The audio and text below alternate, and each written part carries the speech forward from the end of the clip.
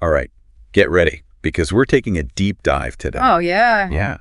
We're diving into some pretty thought-provoking Buddhist concepts, Okay. vigor, effort, and how they're absolutely essential for spiritual growth. Right.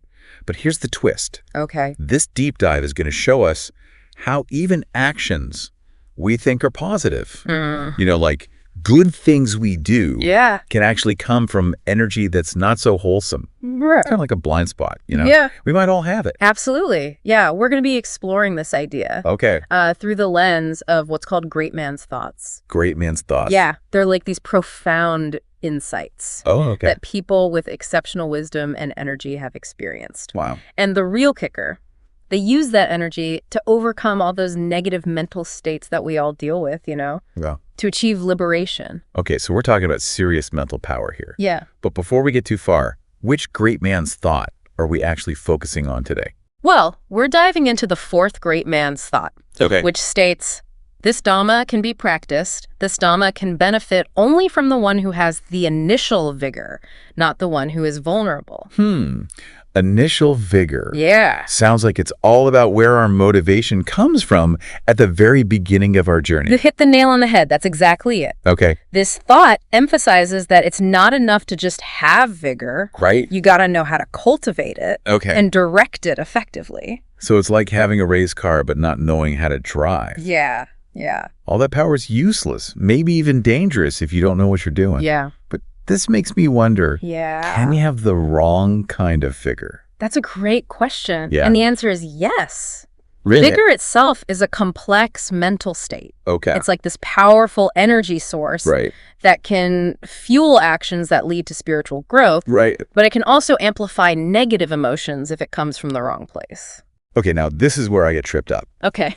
How do we even tell the difference between like good vigor and bad vigor in our own lives? Well, that's a key challenge. Yeah. And the source that we're looking at points to the importance of developing what's called right view. Right view. Yeah. It sounds like we need some kind of mental X-ray vision to see the real motivation behind our actions.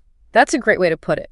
A right view is all about recognizing the roots of our actions. Okay. So we can understand if our motivations are wholesome or not. So we need to become like these inner detectives, Yeah. constantly investigating our own mind. Exactly. To really bring this home, the source material shares a fascinating story about a monk on a solitary retreat. Yeah. What happened? Well, this monk, he thought he was practicing with incredible vigor, Okay. devoting himself to meditation. That sounds great. Yeah.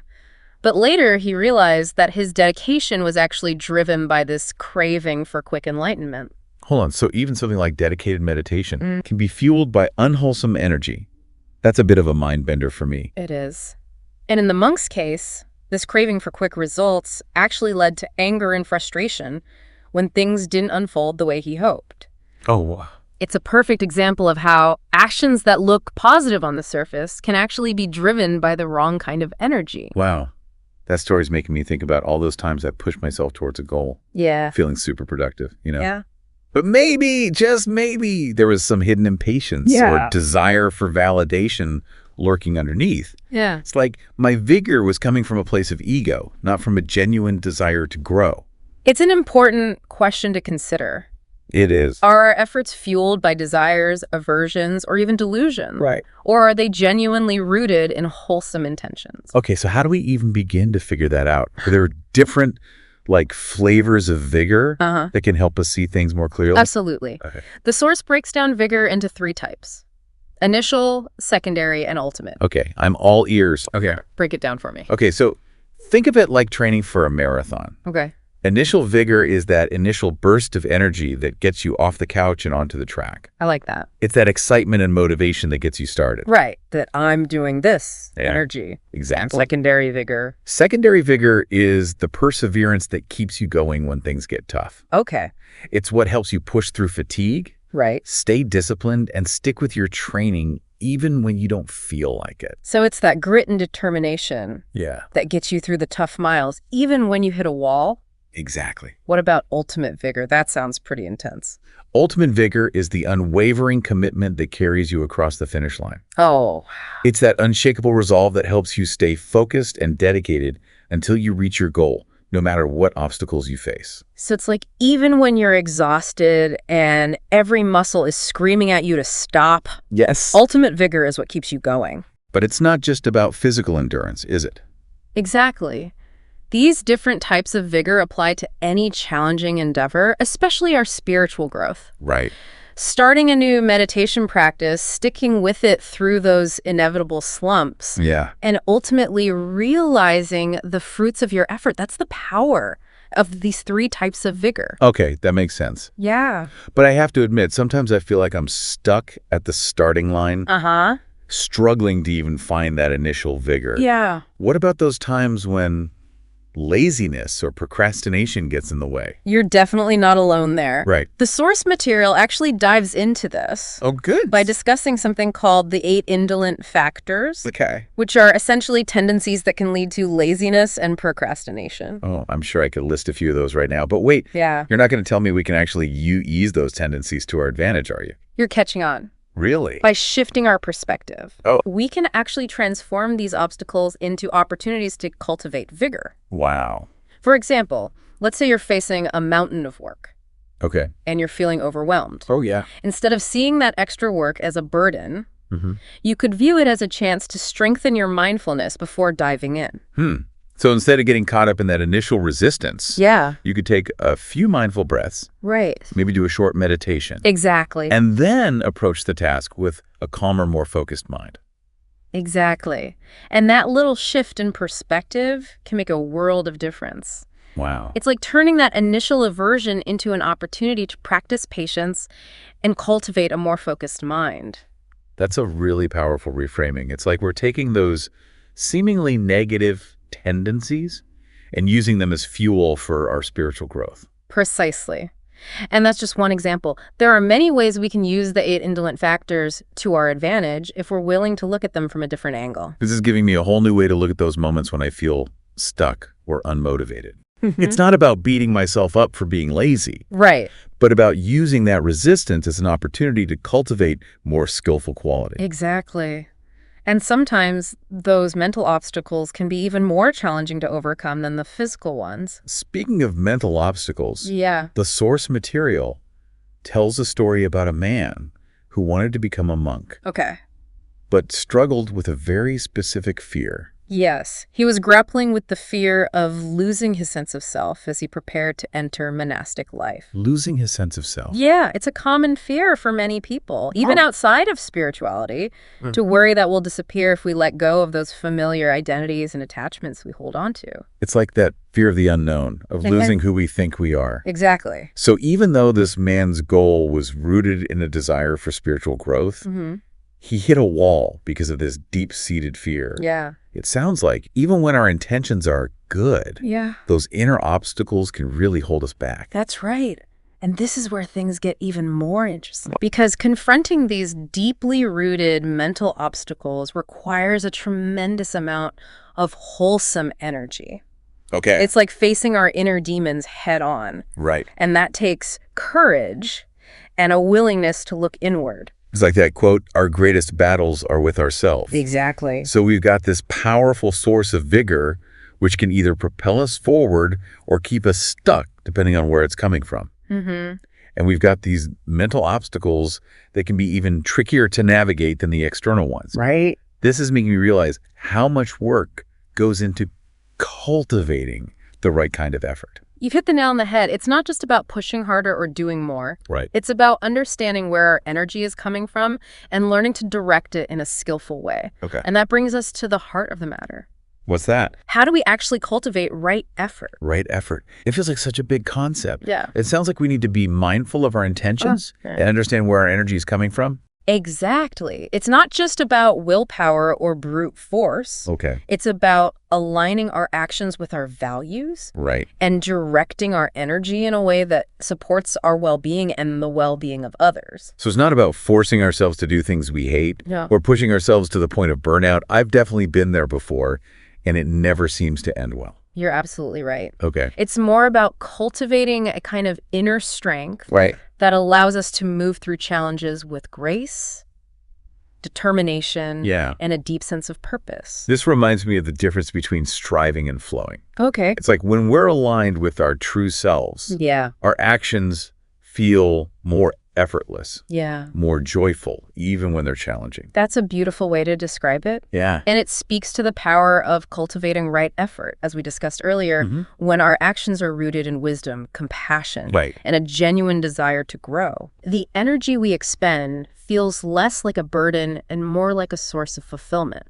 Okay, so how do we actually cultivate this right effort in our daily lives? It still feels like a big, Yeah. maybe even daunting task. The source material offers some valuable insights. Okay. One key practice is to develop what's called yoniso manasikara. Yoniso manasikara. Yeah, which means wise attention or careful consideration. Wise attention. Yeah. That sounds like it's all about being more mindful of our actions, thoughts, and emotions. Exactly. It's about bringing a mindful awareness to everything we do. Okay.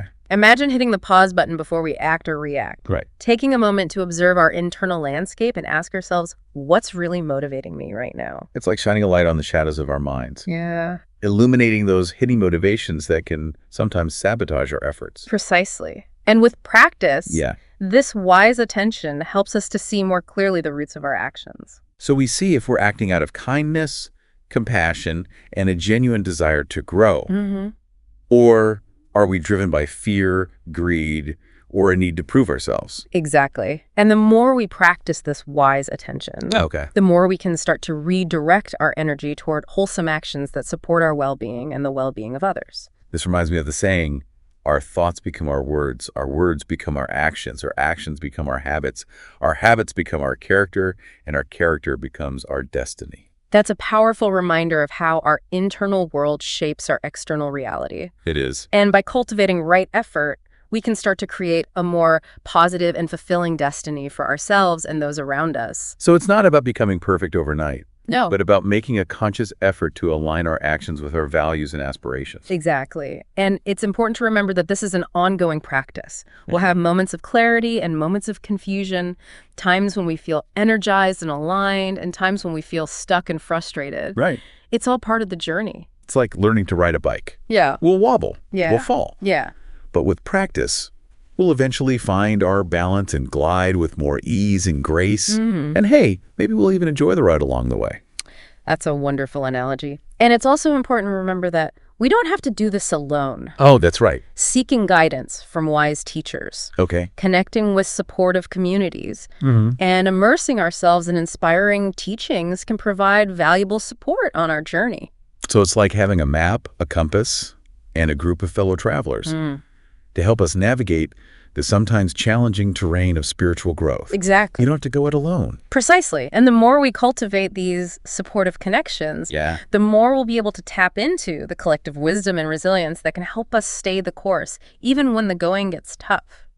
It's like having a safety net to catch us when we stumble, a source of encouragement to keep us going, Yeah. and a reminder that we're not alone on this path. Exactly. And by embracing this sense of interconnectedness, Okay. we can start to transform our individual efforts into a collective force for good in the world. This is reminding me of the saying, if you want to go fast, go alone. If you want to go far, go together. That's a perfect way to sum it up.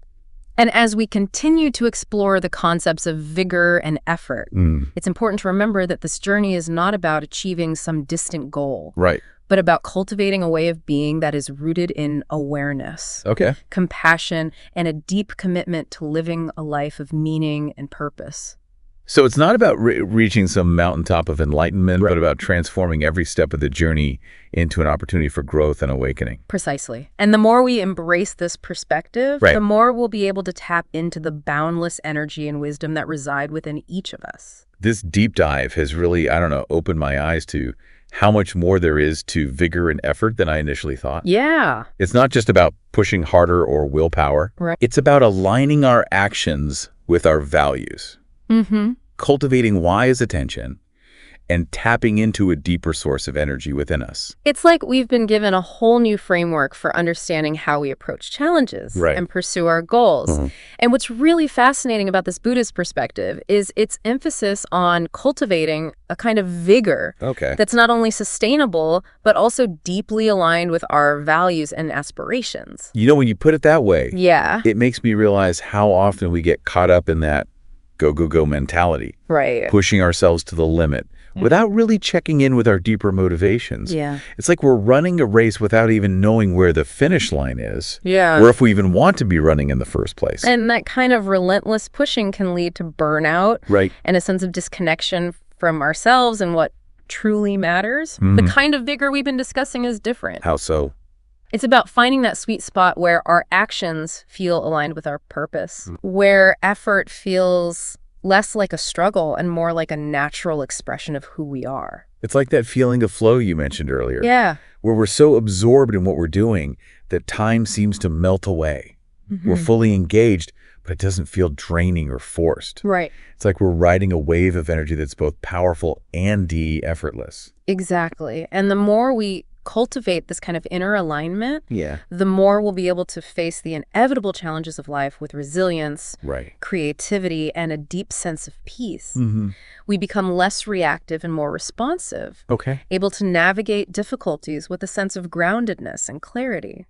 This deep dive has definitely given me a lot to chew on. Oh, good. It's challenged me to take a closer look at the motivations behind my own actions and to explore how I can cultivate a more wholesome and sustainable kind of vigor in my life. That's wonderful to hear. And remember, it's not about striving for some perfect state of constant energy and motivation. It's about being present with our experience, noticing when we're feeling aligned and energized, Right. and also when we're feeling drained or disconnected. Right. Those moments of disconnection can be incredibly valuable teachers if we're willing to listen to what they're trying to tell us. That's a great point. Maybe instead of judging ourselves for feeling lazy or unmotivated, Yeah. we can use those moments as opportunities to explore what's really going on beneath the surface. Maybe we need rest. Maybe we need to reevaluate our priorities, or maybe we need to find a new approach that feels more aligned with our values. Exactly. This journey is all about self-discovery and growth. Right. And those moments of challenge are often where the greatest learning and transformation occur. So for all our listeners out there who are feeling fired up and ready to cultivate more right effort in their lives, what's one key takeaway you'd like to leave them with? Remember that true vigor comes not from forcing ourselves, Okay. but from aligning ourselves. Pay attention to what energizes you, what feels meaningful and purposeful, Right. as you learn to direct your energy toward those things. Yeah. You'll discover a wellspring of motivation and resilience that you might not have even known you had. This has been such an insightful exploration of vigor and effort. Yeah. It's clear that these concepts are about so much more than just willpower or physical energy. Right. They're about cultivating a deep understanding of ourselves, our motivations, and our capacity for transformation. Beautifully said. Yeah. And for everyone listening, as you continue to navigate your own path, may you find the strength, clarity, and inspiration to make each step a step towards greater awareness, compassion, and joy. And with that, Yeah. we've reached the end of our deep dive. Yeah. Thanks for joining us on this exploration. We hope it sparked some new insights and inspired you to explore these concepts further in your own lives. Until next time, keep seeking, keep growing, and keep diving deep.